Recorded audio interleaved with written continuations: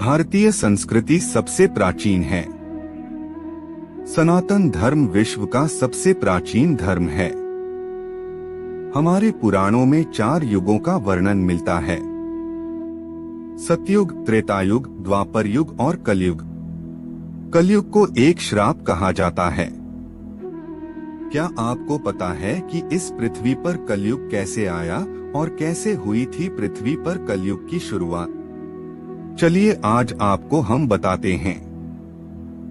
नमस्कार मित्रों, स्वागत है आप सभी का हमारे YouTube चैनल पर। मित्रों, वीडियो में पहली बार आए हैं तो वीडियो को लाइक सब्सक्राइब जरूर करें।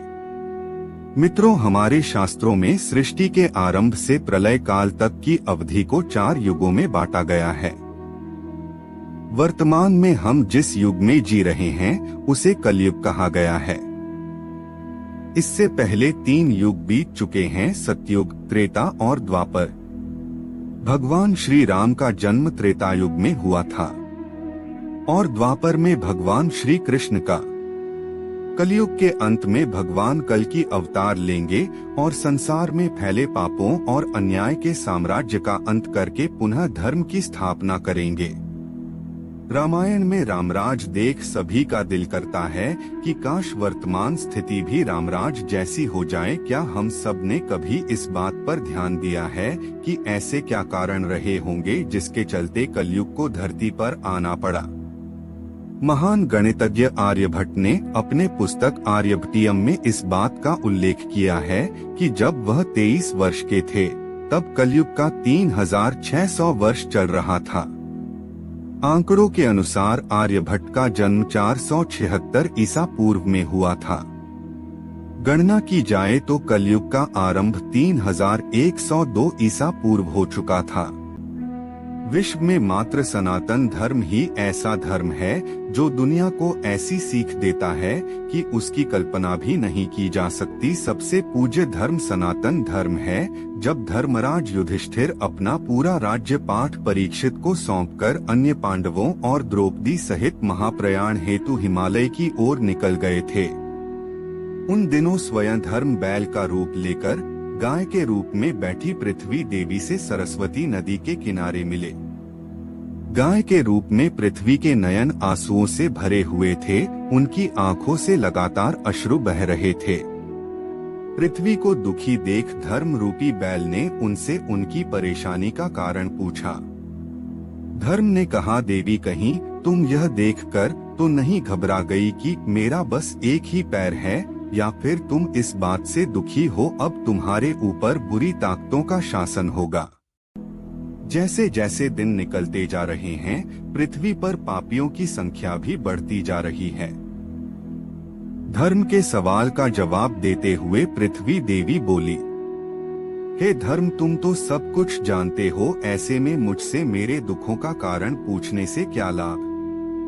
सत्य, मित्रता, त्याग, दया, शास्त्र, विचार, ज्ञान, वैराग्य, ऐश्वर्य, निर्भीकता, कोमलता, धैर्य आदि के स्वामी भगवान श्री कृष्ण के अपने धाम चले जाने की वजह से कलयुग ने मुझ पर कब्जा कर लिया है। श्री कृष्ण के चरण कमल मुझ पर पड़ते थे, जिसकी वजह से मैं खुद को सौभाग्यशाली मानती थी, परंतु अब ऐसा नहीं है। अब मेरा सौभाग्य समाप्त हो चुका है। धर्म और पृथ्वी आपस में बातें ही कर रहे थे कि इतने में असुर रूपी कलयुग वहां आ पहुंचा और धर्म और पृथ्वी रूपी गाय और बैल को मारने लगा। धर्म के मार्ग पर ही चलकर इंसान सफलता पा सकता है। जो पाप करके सफलता प्राप्त करता है वो कुछ दिनों में चली जाती है। जहां पृथ्वी और धर्म वार्ता कर रहे थे, राजा परीक्षित उसी मार्ग से गुजर रहे थे। जब उन्होंने अपनी आंखों से यह दृश्य देखा तो वह कलयुग पर बहुत क्रोधित हुए। राजा परीक्षित ने कलयुग से कहा, दुष्ट पापी तू कौन है और क्यों इस निरपराध गाय और बैल को मार रहा है? तू महा अपराधी है, तेरा अपराध क्षमा योग्य नहीं है, इसलिए तेरी मौत निश्चित है। राजा परीक्षित ने बैल के रूप में धर्म और पृथ्वी के रूप में गाय देवी को पहचान लिया था। हर पापी का विनाश करने के लिए ईश्वर ने किसी धर्मयुक्त इंसान को बनाया है। इंसान अपनी अकड़ में सब कुछ गवा देता है।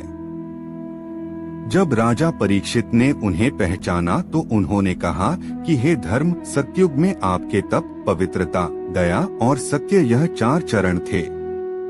त्रेता युग में 3 चरण ही रह गए, द्वापर में 2 ही रह गया, और अब इस दुष्ट कलयुग के कारण आपका 1 ही चरण रह गया है।